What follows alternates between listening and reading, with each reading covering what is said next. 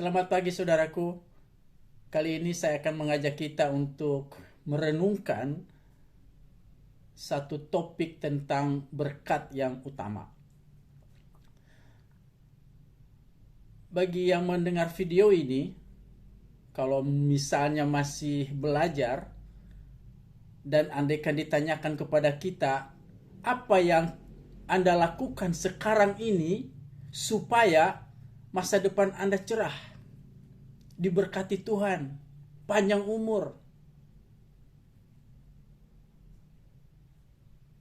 hidup berkelimpahan, maka saya percaya mestinya kita menjawab bahwa wah, saya akan belajar mati-matian supaya mendapat tingkat pendidikan strata yang tertinggi, S3 gitu, doktor.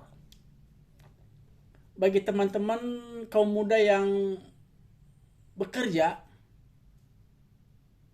mestinya kita menjawab, wah, saya akan kerja mati-matian supaya mendapat karir yang tertinggi jabatannya, mendapat karir yang bagus. Kalau yang bekerja secara profesional, ya berusaha untuk berbisnis mati-matian, belajar segala hal, dengan harapan mendapat pendapatan yang tinggi dan ditabung sehingga pada masa nanti sudah pensiun bisa menikmati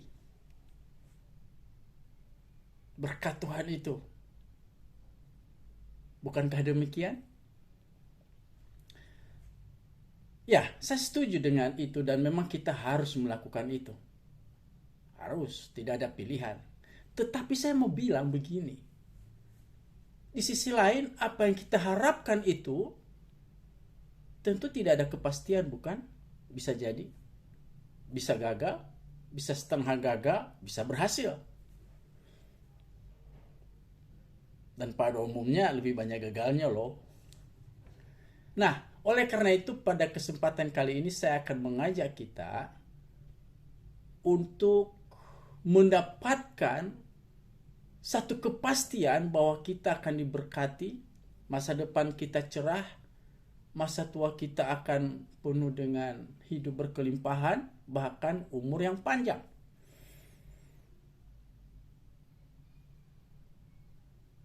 Apakah itu? Nah, saya ajak kita untuk merenungkan kitab Keluaran 20 ayat yang ke-12. Di sana dikatakan bahwa hormatilah ayahmu dan ibumu supaya lanjut umurmu di tanah yang diberikan Tuhan Allahmu kepadamu. Dan ini adalah janji. Perlu kita ketahui bahwa dari 10 hukum Taurat ini hukum yang tertinggi. Jadi segala hukum yang lain harus mereferensi ke hukum Taurat. Oke? Dari 10 hukum Taurat, hanya satu hukum satu-satunya yang ada janjinya. Yaitu hukum yang kelima. Jika menghormati ayah dan ibu, maka ada janji di sana. Lanjut umurmu atau panjang umur, begitulah. Saudaraku yang kekasih dalam Tuhan Yesus, khususnya kaum muda, terus terang sejak saya percaya Tuhan sejak umur 17 tahun, kurang lebih kelas 2 SMA, saya nggak tertarik dengan janji ini. Kenapa saya nggak tertarik? Karena saya pikir untuk apa panjang umur? Untuk apa Tuhan janjikan panjang umur? Tapi misalnya hidupnya susah, hidupnya melarat, ya saya nggak mau lah. Jadi dari dulu saya nggak tertarik.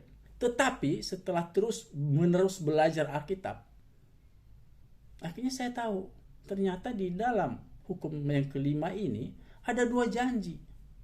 Ada 2, bukan 1. Janji yang satunya lagi adalah hidup berkelimpahan. Loh, kok saya menyimpulkan begitu? Dari mana ceritanya? Gitu ya. Nah, perhatikan teman-teman. Kalimatnya kan begini, hormatilah ayahmu dan ibumu supaya lanjut umurmu, itu satu janji. Nah, perhatikan yang kedua, ini kata kunci, di tanah yang diberikan Tuhan. Kenapa ada kalimat diberikan Tuhan? Karena dalam kehidupan orang Yahudi, tanah itu pusaka, dibagi-bagi. Dan tanah menjadi simbol kekayaan pada zaman itu, simbol hidup berkelimpahan. Pada zaman itu, orang Israel bisa kita bagi dua berdasarkan kepemilikan tanah. Yang memiliki tanah, nah itu bisa hidup, ya hidup berkecukupan, pokoknya hiduplah, bisa menghasilkan pendapatan sendiri. Suku-suku bisa hidup berkelimpahan, kaya. Oke. Sebaliknya orang yang tidak punya tanah. Nah, orang yang tidak punya tanah ini dikategorikan miskin. Gitu. Makanya di dalam Ulangan 26 ayat 12, ya nanti silakan teman-teman baca. Di situ dikatakan bahwa ada 4 kelompok masyarakat yang menerima persembahan persepuluhan. Yang jelas pertama kaum Lewi. Nah, yang kedua orang asing, karena orang asing nggak boleh punya tanah di tanah orang Israel. Itu hukumnya begitu. Yang ketiga adalah yatim piatu.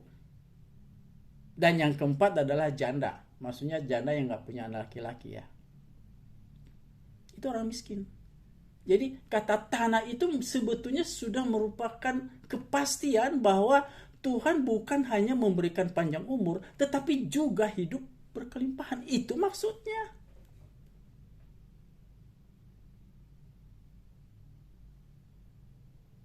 Jadi, berdasarkan firman Tuhan ini, maka saya mau bilang begini, kalau kita mau masa depan kita cerah, masa tua kita, masa pensiun kita nanti diberkati Tuhan, hidup berkelimpahan,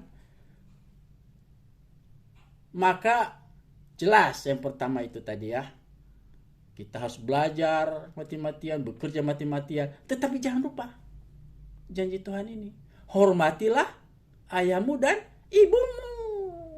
Itu dia.